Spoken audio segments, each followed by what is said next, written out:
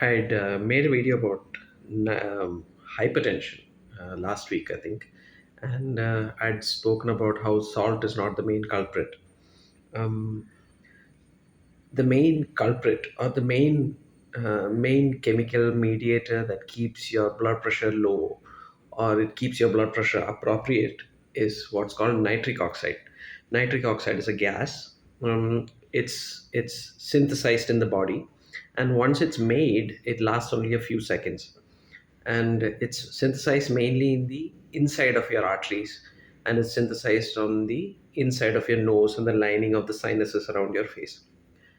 So if you don't have enough nitric oxide, your blood vessels will stay tight, and once they stay tight, the blood pressure goes up. And the body uses nitric oxide as a dial to increase or decrease the vessel wall's caliber. Now, if there's enough nitric oxide, the body will open up the blood vessel and let in enough blood. Now, if the body needs extra blood, the blood vessels will produce more nitric oxide so that you can get more of that blood flow there. Now, if the body is unable to produce that much nitric oxide, even if the tissue needs more oxygen and needs more blood and needs more nutrition, this nitric oxide is not going to get produced, and the blood vessels will stay tight, and that will then cause high blood pressure, and it will also cause the tissues to suffer because now they don't have enough oxygen or nutrition. So so nitric oxide, as you can see, is a very important chemical mediator. Now it has many functions.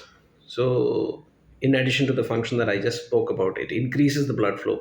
So it uses blood flow is increased and decreased depending on how much nitric oxide is produced. So blood flow. Uh, the second part is it works as a neurotransmitter. It works as a chemical signal inside the brain. Now people with a low capacity to produce nitric oxide will have less memory. They are prone to dementia. They're prone to degenerative diseases of the central nervous system, and even in the peripheral nervous system, because then if the small vessels that supply blood to the the nerves don't have enough nitric oxide in them, they're not going to dilate, and those nerves are also going to die off. So that's the second function. The third function is in the lungs. Now the nitric oxide is also what causes the airways in the lungs to expand and contract. So if you breathe through your nose and you get enough nitric oxide into the air that you're breathing in and into the blood that is flowing, then you're going to make it easier for these airways in the lungs to expand. So people with asthma have a shortage of nitric oxide, some of them, and it's a major component in the development of asthma.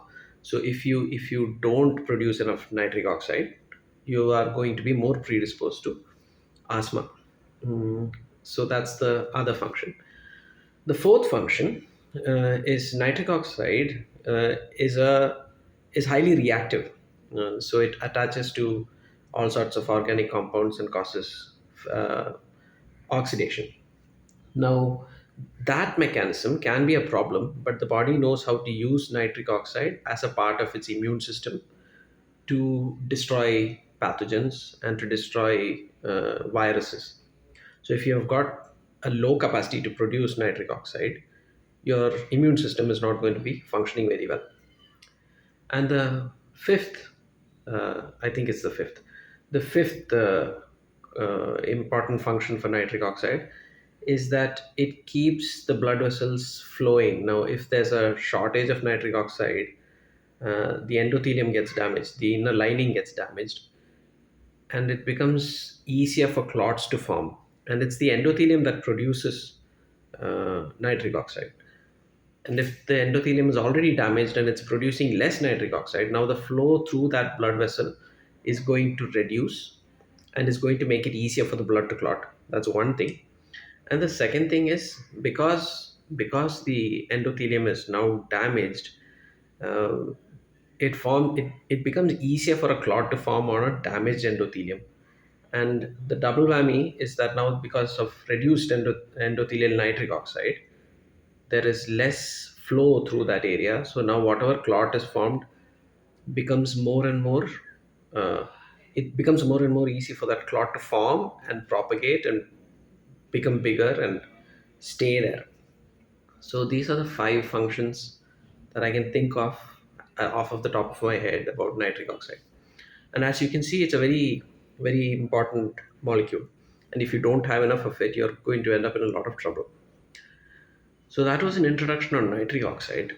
And over the next few days, I'll start posting videos on uh, what you can do to increase your nitric oxide and what you can avoid to reduce to reduce the diet and lifestyle modifications that you can make in order to avoid destroying your own nitric acid production capacity.